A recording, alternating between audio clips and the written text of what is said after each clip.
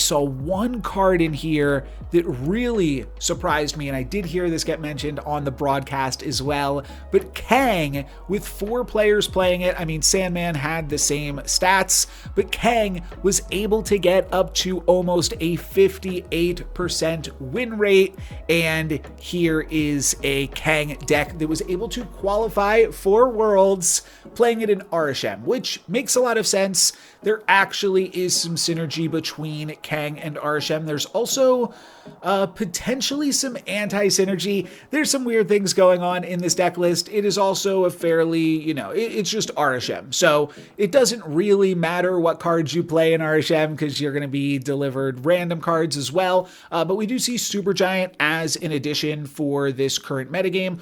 Arishem really likes 4-cost cards because you can play them on turn 3. I don't think you want to play Supergiant on turn 3, but you can also play it on a later turn alongside some Thanos stones. And then the Thanos stones can also be polymorphed with Merlin and draw you some extra cards. Now, the synergy that Kang has with Arishem, if you haven't heard this point discussed before, Kang is actually really good if you play it the turn that you draw it. Because if you have drawn Kang this turn, you'll restart the turn and then you'll draw the next card in your deck. So that can be good at thinning your deck, though, to be honest, I can't really say that that's what an Arishem player is trying to do with Kang. It does give you that little amount of value. Kang can also be used to just see what your opponent is up to. Are they going to play the Prodigy to copy their Invisible Woman, which is a huge power output compared to some other things? Are they going to finish the game off with Havoc? What cards do they have? Did they hit their Hela? What are they going to Jubilee into? Or what is their final play? What have they drawn? Kang gives you some interesting insight and also gives you some free pressure because you can snap, play Kang, he will rewind the turn, rewinding your snap. And that can be pretty powerful, especially in tournament games where there's a lot on the line, and players might be a little bit more willing to be afraid of a snap. It's also interesting, and this feels weird to say, but Kang might be more powerful on ladder compared to an open decklist tournament because your opponent just won't know that Kang is coming. Interestingly, Kang cannot be created either by Agent 13 or Agent Coulson or Arishem. So it can't be created in Arishem when you're playing Kang, obviously, but Kang can also not be created by any cards that create cards, Hellcarrier, whatever. So Kang does not see that much play typically, so your opponents really won't be expecting it, and I bring that up specifically because this was an open decklist tournament. So people were potentially a little bit more expecting of Kang when they saw those snaps that didn't quite make sense, and there's potential room for mind games there. If you think your opponent's just snapping because they played Kang, you could play nothing against that, and then they get no information, which is a really fun gotcha. Most players won't go that route, but I have done it, and it is pretty satisfying. But yes, on ladder, your opponents won't even know that a Kang is coming, so your snap could just make your opponent retreat, which is some free cubes. Interestingly, the point about thinning your deck with Kang is even less relevant here because of the Thanos stones. If you draw Kang from a Thanos stone, then you won't be able to replace Kang with a new card if you play Kang on the following turn. And same way, if Kang's like in your opening hand, you won't be able to replace Kang with a new draw. In that way, Kang actually does have some additional synergy with Arishem because it is more likely to be in your deck compared to when you play Kang in a normal deck, and it's, you're pretty likely actually to have drawn it before turn 5 when you could typically play it. But now in Arishem, you're actually likely to already have 5 energy by the time you actually draw Kang. Now, I don't know how important this deck creator felt that using Kang to thin your deck in an Arishem deck actually was. I think that they really just wanted it to see what the opponent was doing. There's a few decks right now, thinking of the Invisible Woman deck in particular, where it has 2 different tiers of power outputs, maybe even 3, right? There's no invisible woman, 1 invisible woman, and then 2 invisible women. So those different potentials from that deck and other decks like Hela, just top of mind for me, of course. But that deck is like one where, okay, did they draw Hela or did they not draw Hela? And those are 2 totally different outcomes for whether or not you can stay on the final turn of the game. So I think that's actually why Kang is included in this deck. But I don't want to end this video talking about Kang because it's such a weird card. So I'm actually going to rewind now and talk about some of the other top performers from this tournament. I'm doing a giveaway for PAX bundles. Stick around till the end of the video to find out how you can win. What is up, everybody? I'm NoLucksGiven here with your afternoon snap, and today I wanted to take at some decks from the Golden Gauntlet World Championship Qualifier.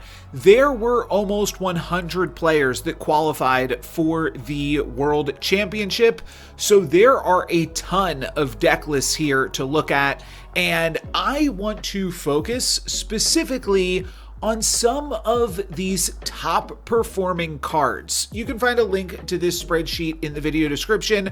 Obviously, I can't go over all 100 deck lists in a video, but I thought this was an interesting framing to talk about some cards that had a pretty good win rate and that might not have had the biggest impact on the overall tournament. We can see I've sorted by win rate here. If you want, you can also sort this by frequency. We can see that the most played card for this event is Mr. Fantastic First Steps. That's what this frequency means. How many players put this card in their deck out of 600 players in this event. So that means roughly 5 out of 12 players decided to play with Mr. Fantastic First Steps, and that makes sense. This is a very good card that can easily slide into a variety of different decks, and I would say for the most part, these first 9 cards all slide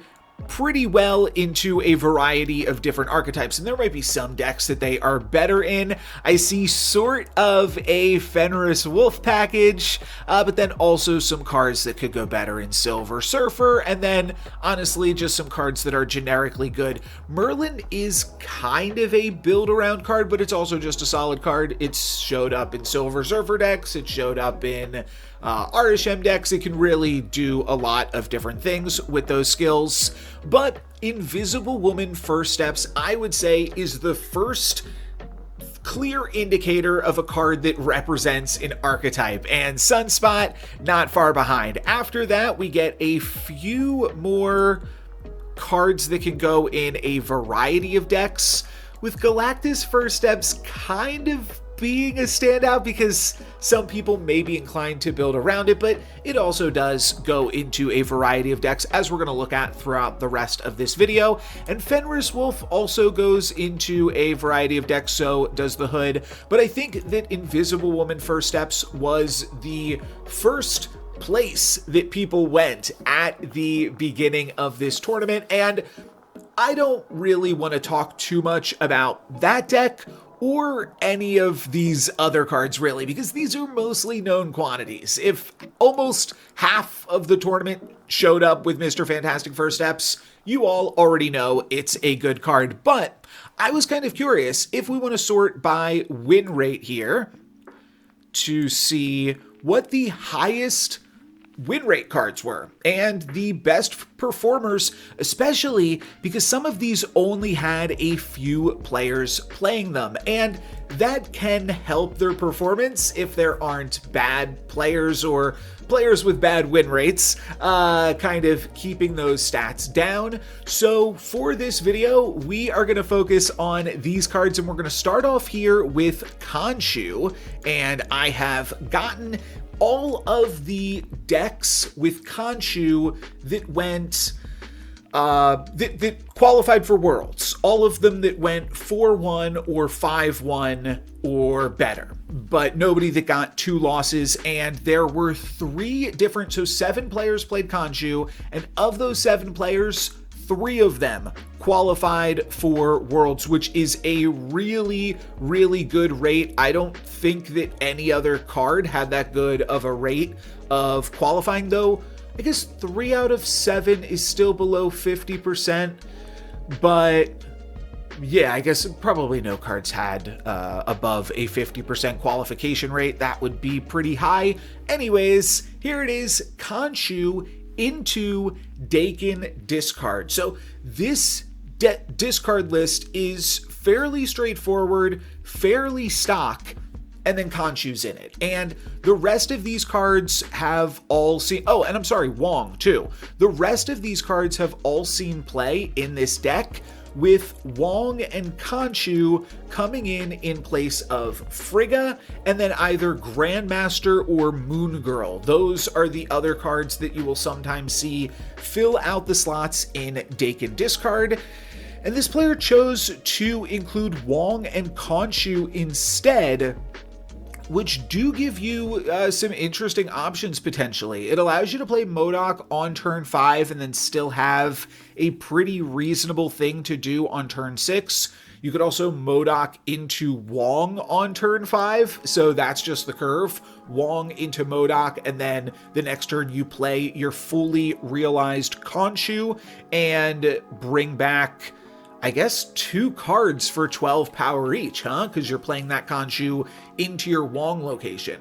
That's pretty interesting, and then you'd also get to play any of your swarms that you find, and you'd also be pumping up your Morbius and your Mike and your Collector in doing that. So I think that that is definitely an interesting take that I personally have not experimented with, but I plan to. I will definitely be trying out this deck list because I already really like Bullseye Dakin discard, and I do really like Frigga and Grandmaster in the deck because I view the deck as a Dakin deck, but I am curious if this line can open up some different potential possibilities. And I will also say this, Khonshu, I'm happy to be able to start off this video talking about Khonshu, other than, you know, talking about Kang at the very start of it, but I am excited to play more Khonshu. I think that Khonshu is a really, really fun card, and I've always had a lot of fun when I've played it. I've never felt that it was particularly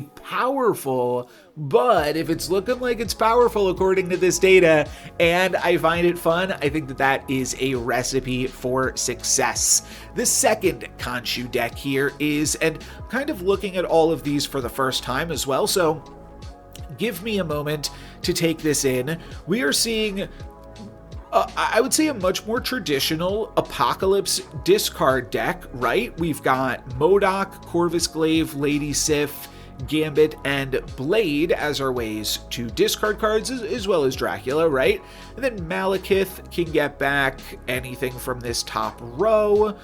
You mostly want it to hit Gambit or Morbius, though potentially hitting a different discard could set you up for like a bigger Dracula or something, and then Proxima Midnight. So this deck does not really have any ways to do anything super crazy, as opposed to the last deck, which has Dakin that can double things. It's got Wong, which can double things.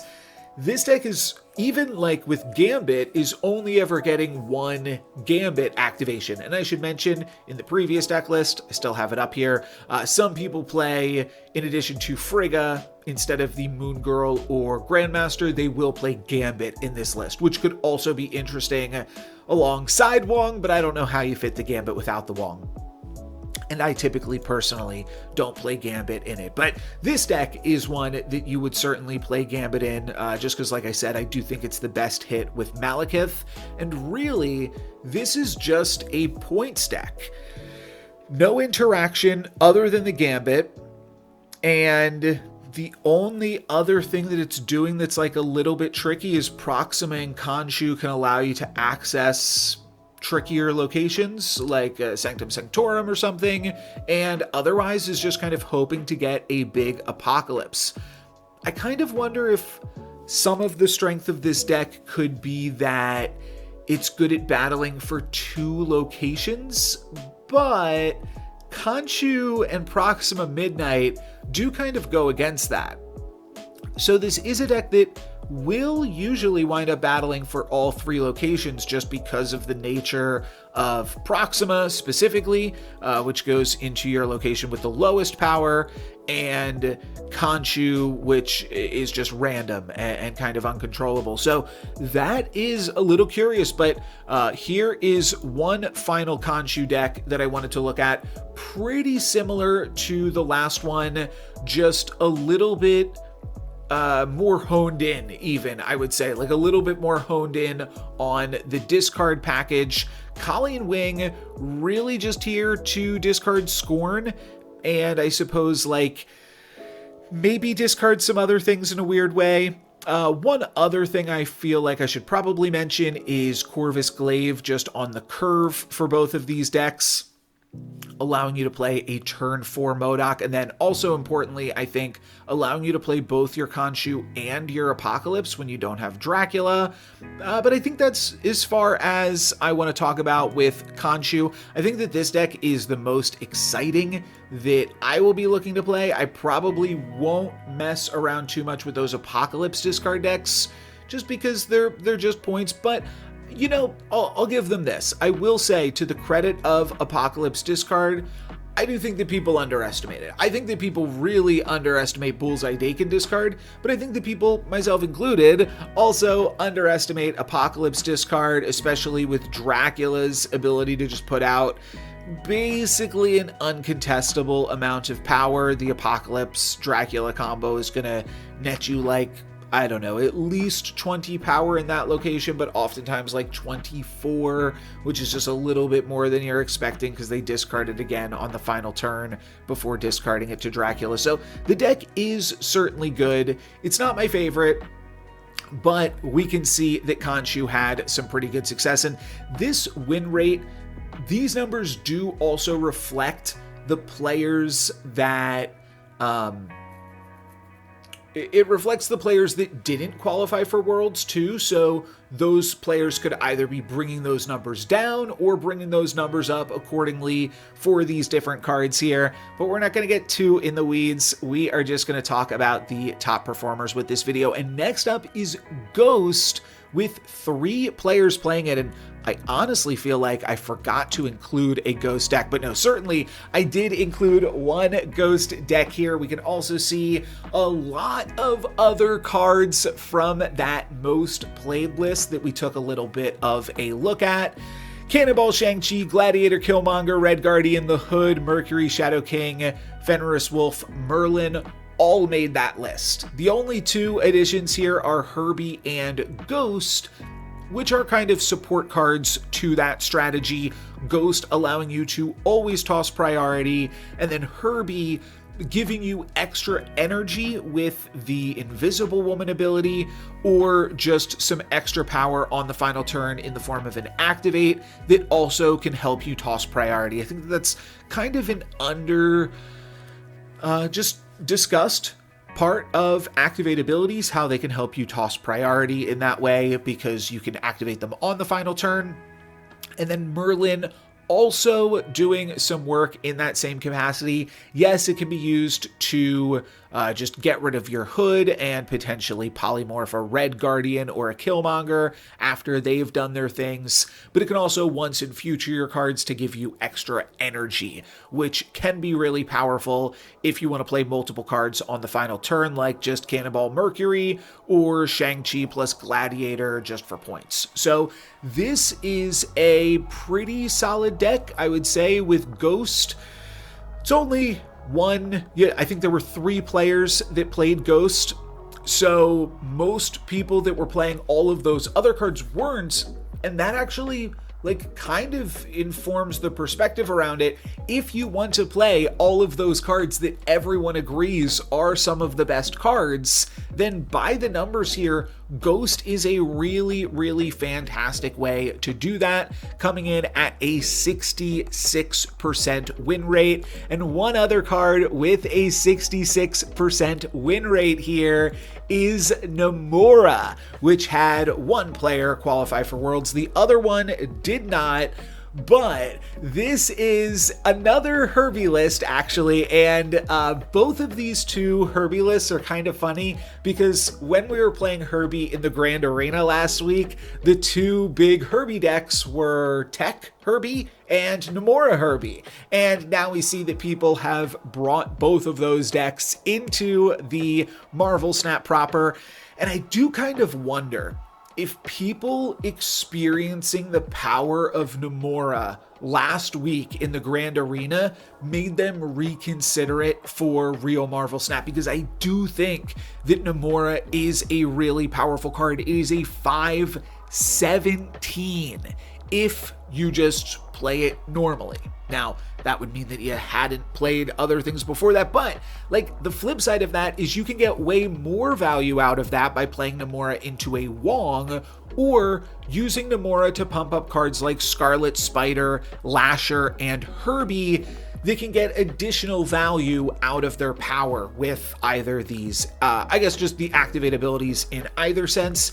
Then the other strategy that comes into play with Namora decks is playing Namora to pump up cards that can move, so that way your power is really tricky to predict on the final turn, and it can also allow you to like double up the power in one location if your opponent is playing to a specific location. There's a few things that moving cards can do.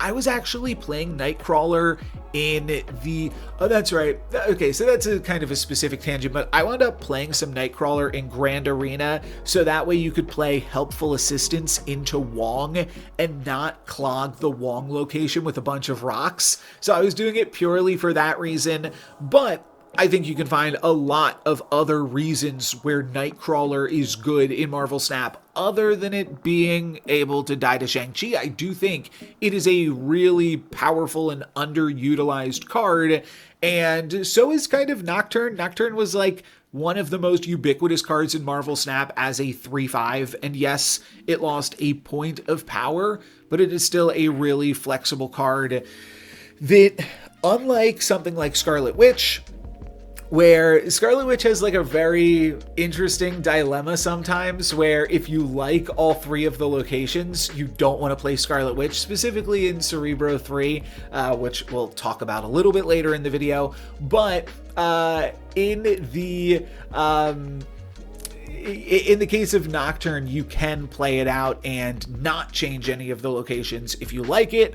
Or sometimes it comes up where you can like threaten to change a location and then your opponent really doesn't know what to do, and that winds up being just as interesting in open decklist games where like your opponent would already know about something like a Scarlet Witch. They might not know if you have it, but there's just some really fun mind games here with Nocturne. And despite, or not, I won't say despite, but like regardless of all of that, this deck is just doing some powerful things with Wong, Namora, Doctor Doom, and Odin, and has also included Silver Surfer first steps to potentially re-trigger Namora or Odin. And I believe, yeah, I mean, that's really the only, I guess Doctor Doom as well, but those are really the only cards that you are looking to re-trigger. So the curve of this deck is asking to go like turn 1, one of these two, turn 2, one of these two, or one of these three,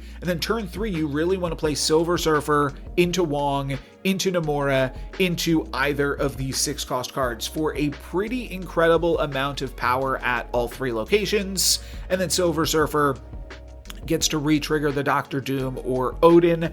Ideally, you don't really want it to re-trigger the Namora if you've set it up with the Doctor Doom, but still there's a lot of power in some of those potential lines and different ways to mix it up. Nocturne and Nightcrawler potentially to like fill a location, and then you move out of there. Penny Parker's an interesting one. So Penny Parker notably allows you to play a 1-drop into a Penny Parker, and then turn 3, play the spider onto Penny Parker's location. And what I'm getting at here, Penny Parker notably gives you 5 energy on turn 4. This deck only has Namora to take advantage of that. But maybe you go, what else do you do with that? I'm not sure. I'm not sure, because it feels like that's kind of where it ends. And it's kind of the only use for that ability. But that's interesting. I think that you probably would consider, like, just if you don't have the Wong, you want to play Scarlet Spider. But I guess if you don't have either of these, playing Namora is fine. There's no real... I guess there are some scenarios where you play Penny Parker on turn 4, and then you could go turn 5 Doctor Doom, turn 6 Odin.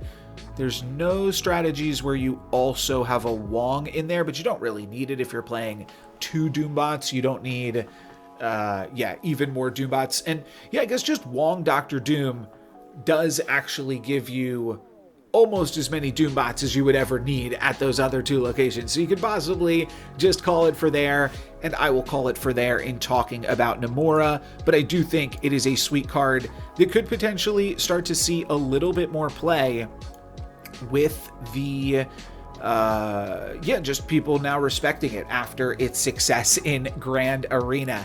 Now, one card that I think is already having a decent amount of respect for it is Captain Carter. And Captain Carter, I think the big story here is that she was in the winning deck list, in the winning and second place deck list. And I'm not sure if I included those in what I grabbed here. Okay, yeah, I did at least grab the first deck list to show off, and I'm sure a lot of people will be talking about this one, so this isn't that important for me specifically to talk about, but I do think it's pretty cool that just a classic Spectrum deck was able to put up some good work. And if you have not seen the broadcast to see some of the things that this deck can do, one thing, I guess, like, just to point it out, because most of what this deck is doing is fairly straightforward, I will say,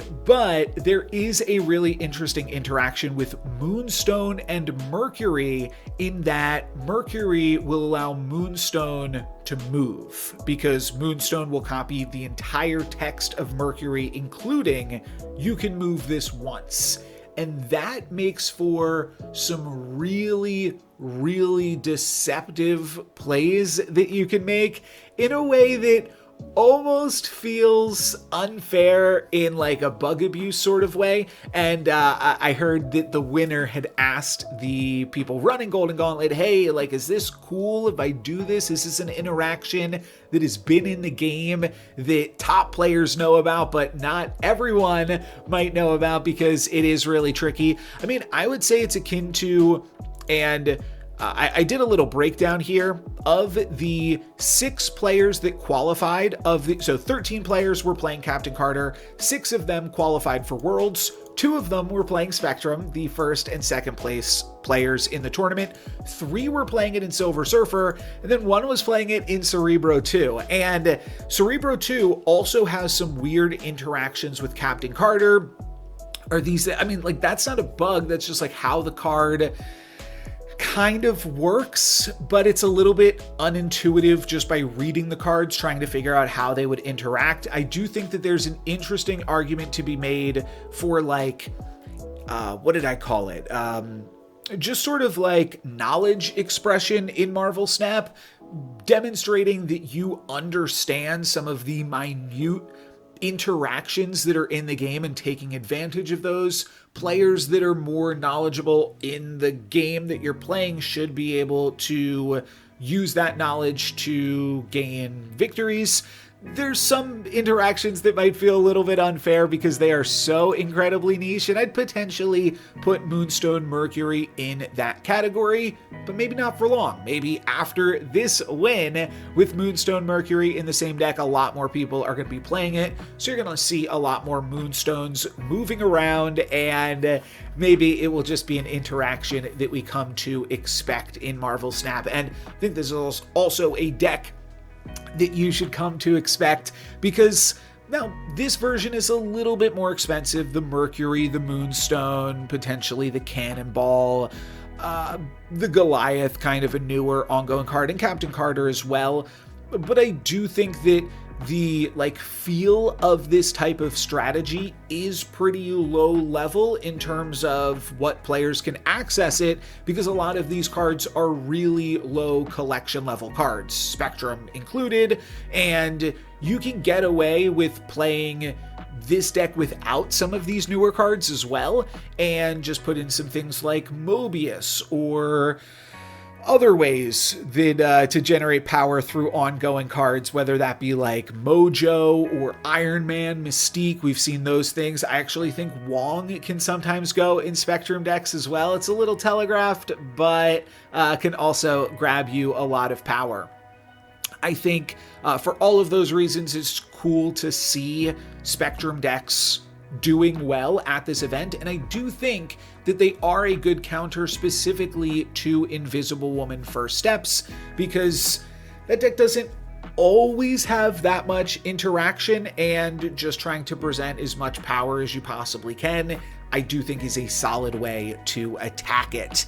And the next card that I wanted to take a look at will bring us to the topic of Invisible Woman First Steps, because it is a card that appears in those decks. It's a card that appears in a lot of decks, though. 57 players chose Hydra Bob, about 1/12 of the total player base, and here is the breakdown for the number of players that qualified for Worlds, what they were playing Hydra Bob in. So 8 players played it in Invisible Woman tech decks, including, I believe, someone that top forward with Invisible Woman tech with Hydra Bob in it. And 9 players played it in Invisible Woman not tech. And the distinction there might be a little bit tough to see in some cases. I think some of these 9 decks could have been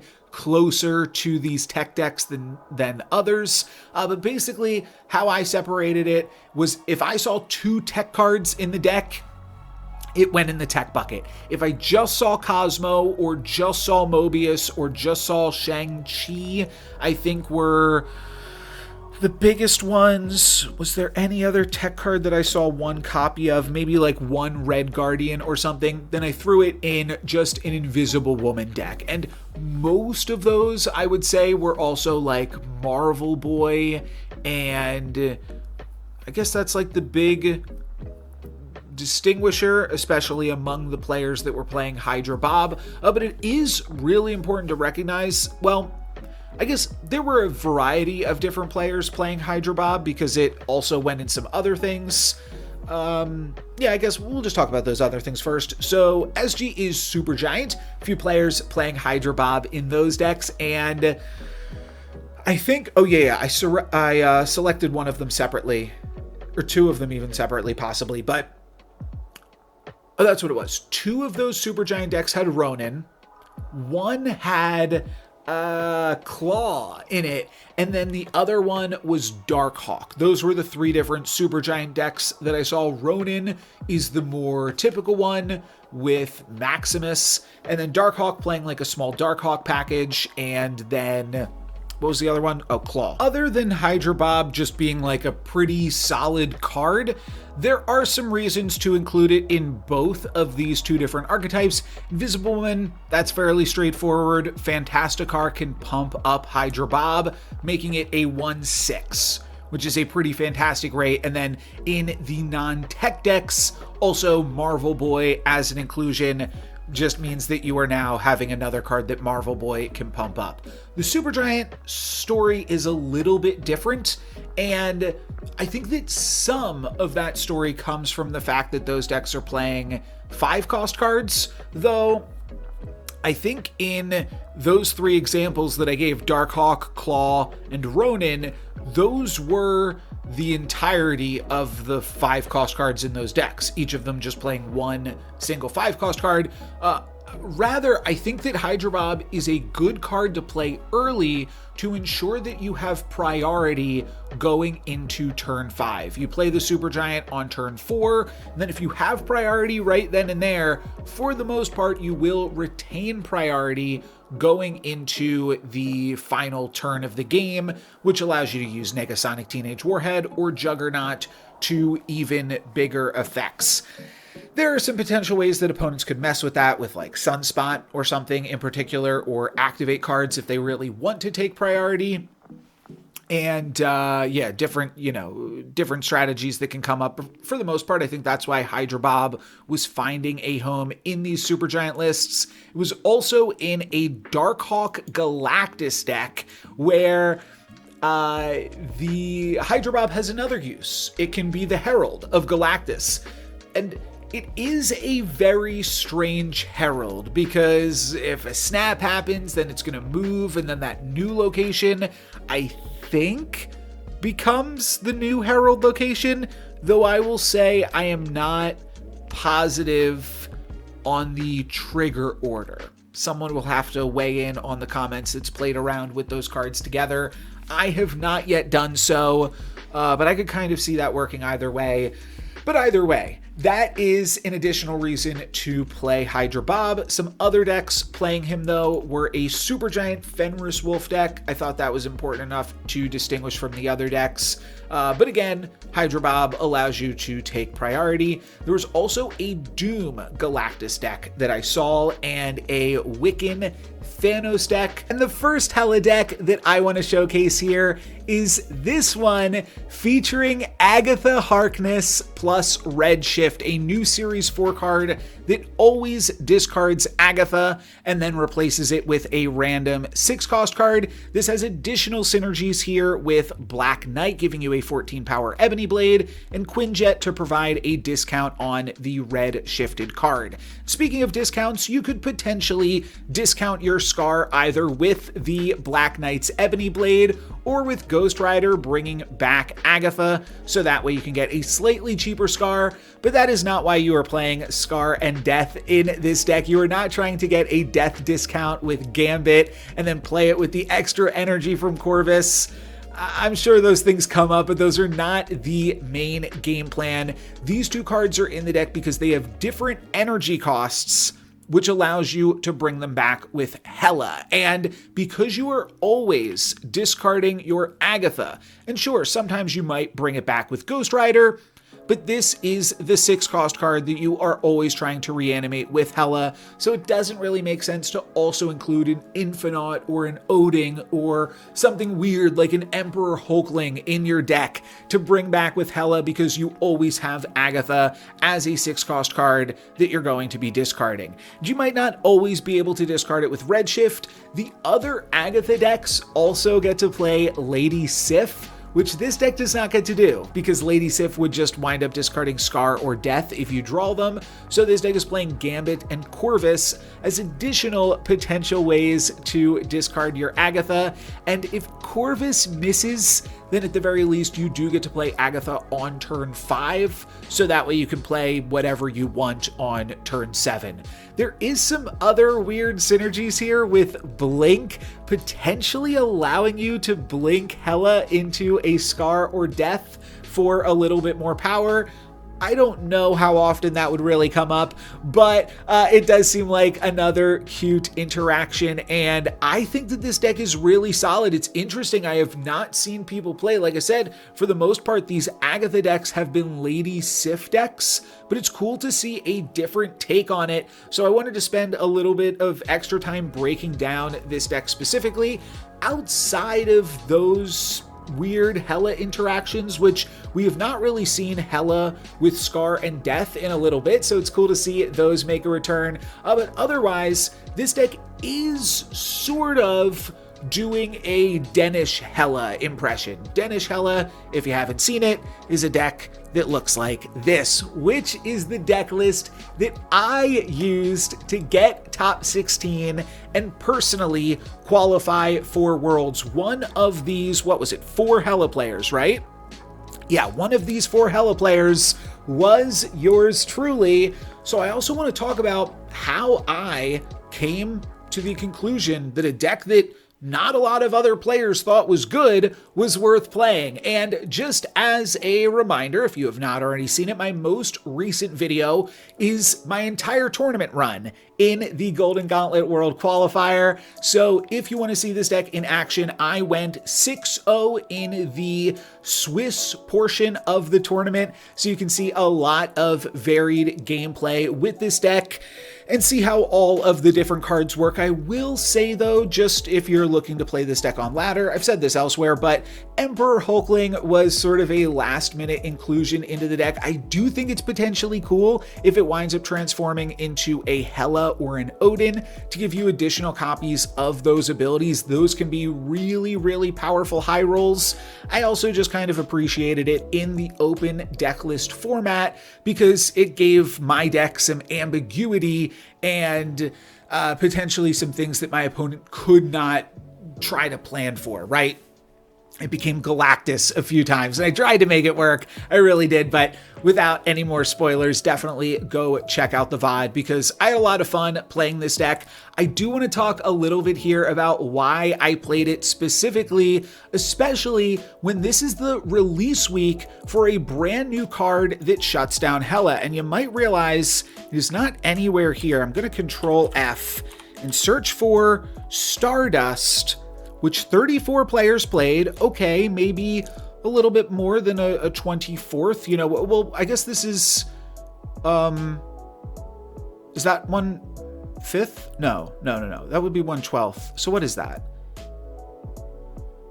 Oh, it's 1/20th. Right. Okay. So 1/20th, roughly, of the players played Stardust, and some good players played Stardust. I think it was in the top 4 there was a Stardust. Let's go check here real quick. Stardust 1. That was played. Okay, it made the top 5. It made the top 8. Oh, Orion, the cube leader for the Swiss portion of the event, he played Stardust. And then the next one, probably not too far off, right? Okay, so nobody else in the top 16, but there were some good players that did okay with Stardust, but for the most part, players did not do very well with it. And of the 34 players that brought Stardust into the event, only 3 of them qualified for Worlds. And that was basically my reasoning for picking Stardust. And of course, I could not know that only 3 of the 34 players bringing this card were going to do okay with it.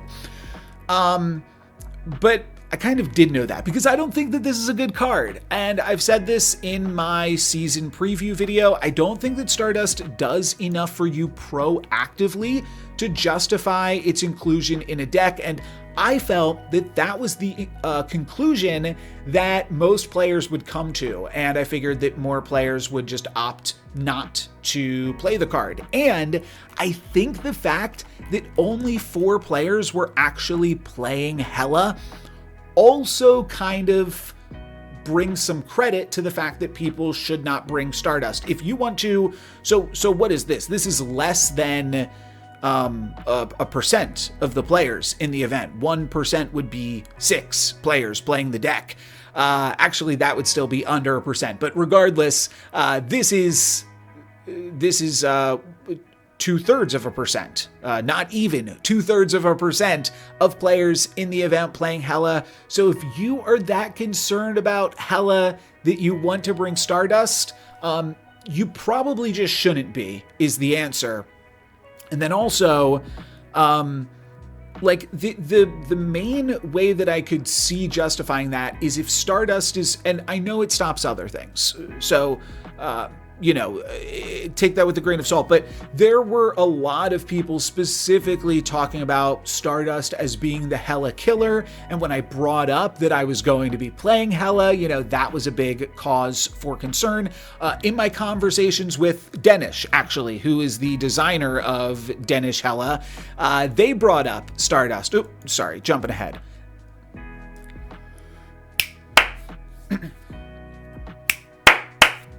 They brought up Stardust. Danish.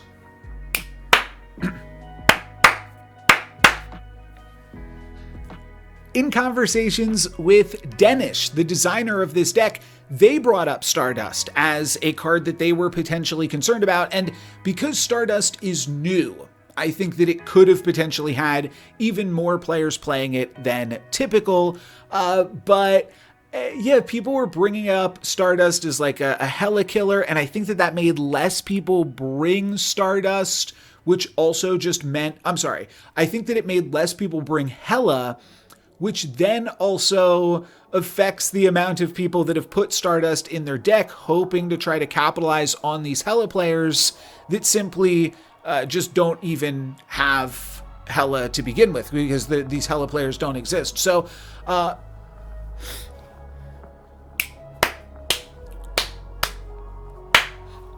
Stardust actually came up in a conversation that I had with Danish, who created this deck as a card that obviously this deck does not want to play against, but I really wasn't that worried about it. I was briefly worried about it at like round 4. I looked at the top players and a few of them had Stardust in their deck, but then they kind of died off because they were playing a card in their deck that wasn't really finding its place against their opponents.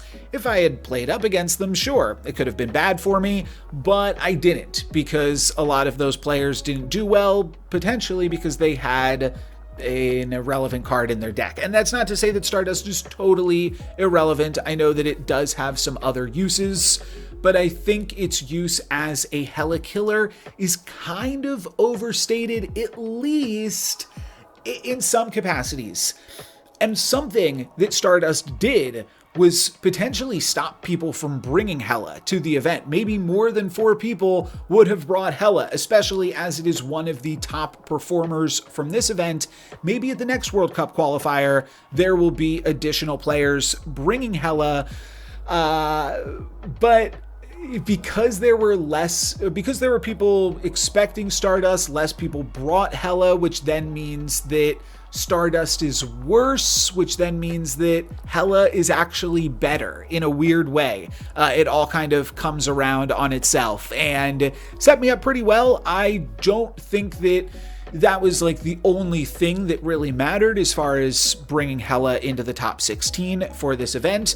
I think that it's just a solid deck, and specifically, I brought it to attack Invisible Woman, which I thought would be a pretty big portion of the event, and I thought that it was a good way to attack it, and the amount of Invisible Women that I saw would probably outnumber the amount of Stardusts that I saw. And I was right. I played against Invisible Woman actually only once, I think, in 6 rounds or 7 rounds, which is fine. That's an accurate approximation of the metagame there. You'll also notice that I included Supergiant into this version of the deck, and I talked about it a lot in the long form video. So you know what? I'm actually done. If you want more content on this deck, you'll have to check out my most recent video. But a small little victory lap here to not only top 16, pretty cool, but also top 16 with a card that other people were underestimating. I think I also get some props for that. And being one of the people really affecting this data here. As one of only 4 players playing Hela, I did a lot to bring it to this 65% win rate and make it the, 6th best card in the event. Potentially tied for 5th. Yeah, 5th best card in the event. I made Hela just as good as Hydra Bob, which I think is a really, really cool impact to have had on this tournament. And, let's move along to Gorgon. Gorgon also kind of brings us to some other content that I have recently. So Gorgon was also in the deck that got first place. Let's see, can we find that one? Where was that here? Right here. Gorgon was in the winner's deck. That is obviously bringing up the data, but one other deck playing Gorgon, because it was not that many. There were 7 players playing Gorgon.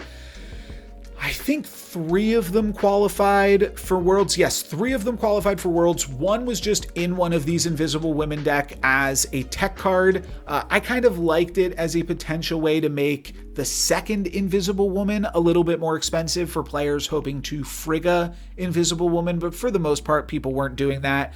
So there was 1 Invisible Woman in that, 1 Gorgon in that, 1 Gorgon in the winner, and then 1 Gorgon in Cerebro 3, which I did not grab a copy of to showcase in this video. So if you want to see more about Cerebro 3, I did honestly mean to grab a copy of that deck list to show off, but I have showed off that deck a bunch in some recent content because I used it to win the Marvel Snap Wars League Season 3, and I'm also going to have some upcoming content with Cerebro 3. That will be tomorrow's video.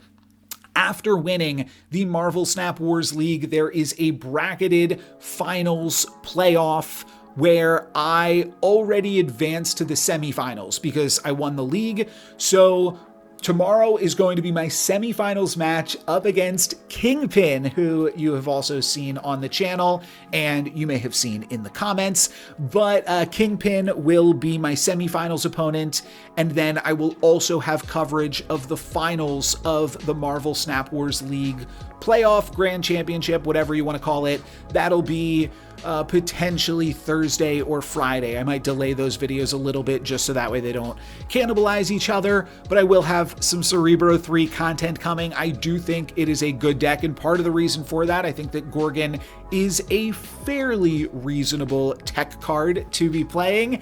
And one other, I don't have a good transition here. We're going to talk about Destroyer. 3 players played it, including this player right here who brought it into the top 16 with this ramp deck, which is unlike anything that we have seen in a long time in Marvel Snap. Electro Wave. Those, I think that people used to just, we called it SandWave at some point, because Sandman was just such a good card to curve out in these decks with expensive cards. And I guess you could still call it SandWave. We still have Sandman in this deck. It is still a really good card and really plays into the synergy, especially with like Electro. You don't always want to play the turn 4 SandWave, but Sandman, but that's why it's called SandWave. So you wave so that way on turn 4 you can play a 6-cost card, turn 5 you play Sandman, then turn 6 when your opponent is getting Sandman and would otherwise have a lot of potential power output, they're going to be really constricted by that, and you're not. You get to drop another 6-cost card. That's the main theory behind the deck, though this deck gets to take it even further with Blink as a powerful option here, following up either an Electro or a Luna Snow. I showed that off recently in the Marvel Snap community battle where you could only play evens or odds, and I used Electra, Luna Snow, and Blink to pretty good success in that. And what else did I want to talk about? I don't know. There's a lot of cool things that this deck is doing, and one of the cooler things that I think to pay attention to this deck, I will say, I still don't really know how Frankie Ray Nova is going to work. That is the card releasing today, a 2/3. It says, after the next time you play a 6-cost card, double this card's power. I don't understand the exact wording for that card when in the developer spotlight video it seems to show it doubling multiple times. I don't know what's wrong. If the text written on the card is wrong or the developer update video is wrong, my inclination is the developer update video is wrong and the card can only double once, but I'm not sure. But if it can double multiple times, this is a great deck for playing multiple 6-cost cards. And while it does have some 2-cost cards it would typically like to play on the curve, I think that you could potentially slot in a Frankie Ray Nova at the very least just to try it out. But the 2-cost cards here are doing 2 pretty powerful things. Mercury combo with Cannonball, fairly straightforward. We've seen that one a lot. We don't really see Mercury in this, Cannonball in this exact capacity, because this is a deck that wants to play Cannonball either on turn 4 or on turn 5, but as we saw in the finals of this event, using Cannonball just to knock an Invisible Woman out of being doubled up by Prodigy can be a pretty nice maneuver. And Cannonball off curve can do some nice things as far as like battling for priority or just winning a location even still, because it is still a lot of points. The other 2-cost card here is Armor, doing double duty in this deck, protecting your cards from Destroyer and protecting your cards from Shang-Chi, of course, is the other option, because you're going to be dropping some big cards ahead of curve, so your opponent will know where to Shang-Chi them. That was the other thing I wanted to say with Cannonball. This is a Luna Snow deck. So with the Ice Cube from Luna Snow, you could play Mercury plus Cannonball on the final turn of the game. That's potentially the most powerful final turn. It's a 10 power to the location that also disrupts them. And then if not, you could also Armor plus Blink or Mercury plus Blink. But ideally, the curve here for this deck is probably something like Armor into Luna Snow, Blink the Luna Snow into, Destroyer, and then following turn you play Giganto, following turn you play Mercury plus Cannonball. All of that seems really good. This deck is pretty cool, and I've already been playing it because yesterday I had the hard daily mission to play 2 6-cost cards. Not actually a hard mission, but I had to play 2 6-cost cards, and I figured this would be a fun deck to do so.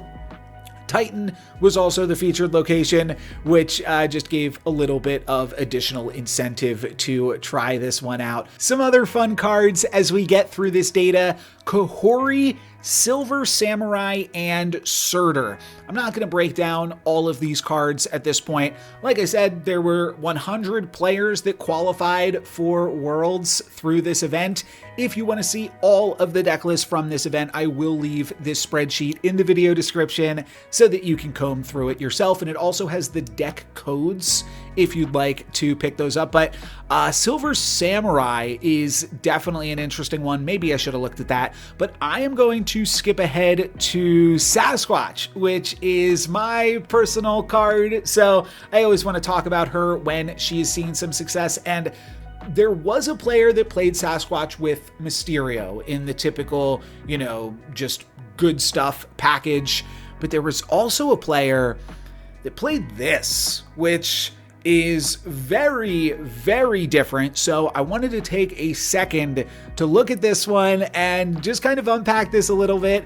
This also has Scar and Death, but is actually trying to discount and play these cards, which is very, very interesting. The way that Death gets discounted is through Killmonger and Lady Deathstrike. And particularly if you're playing this deck, you're playing it because you think that Lady Deathstrike is well positioned, and you think that this could be a good way to take advantage of Lady Deathstrike. And same thing with Killmonger.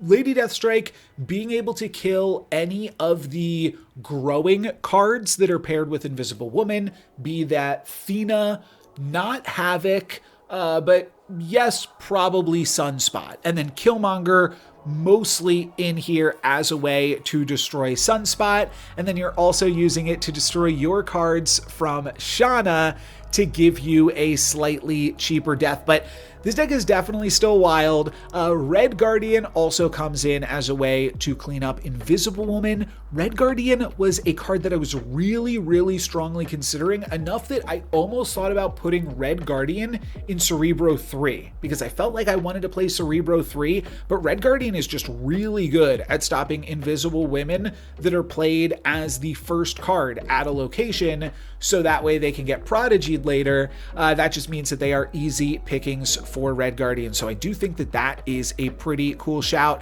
This deck fills out with Mr. Fantastic, First Steps, that makes sense, and then Wasp plus Blink, which is a pretty cool combo that is potentially underrated. I think Wasp is probably underplayed. We didn't see it on the sheet, but I think that Wasp is a pretty cool card. And then just this craziness: Mockingbird made cheaper by Shauna, Sasquatch made cheaper by I don't know, Wasp plus Blink. I'm not totally sure what Sasquatch is doing in this deck, to be totally honest. This deck definitely seems a little bit wild to me. I mean, at the very least, Sasquatch can get played for 5 energy to then allow you to play a Scar for 5 energy. I don't fully see the vision on this one, but I did want to give a shout out to a player experimenting there with Sasquatch. And then one final shout out to round out the video. I saw one card in here that really surprised me, and I did hear this get mentioned on the broadcast as well, but Kang, with 4 players playing it, I mean, Sandman had the same stats, but Kang was able to get up to almost a 58% win rate, and here is a Kang deck that was able to qualify for Worlds. That's going to be it for me today. Thank you guys very much for watching. I'm NoLucksGiven. Peace. To enter into my giveaway, there are 3 things that you need to do. The first is subscribe to this YouTube channel. The second is leave a comment on any of my videos. This season, every comment will give you an additional entry into the giveaway. Limit 1 per video, but you can comment on all of the videos that I upload throughout this season. And the third thing that you have to do is join my Discord. And the reason that I need you to do that is so that way I can contact you if you win, because YouTube comments, you don't always get the notifications for things like that. So join my Discord, leave a comment on all of my videos, and subscribe for more Sweet Marvel Snap.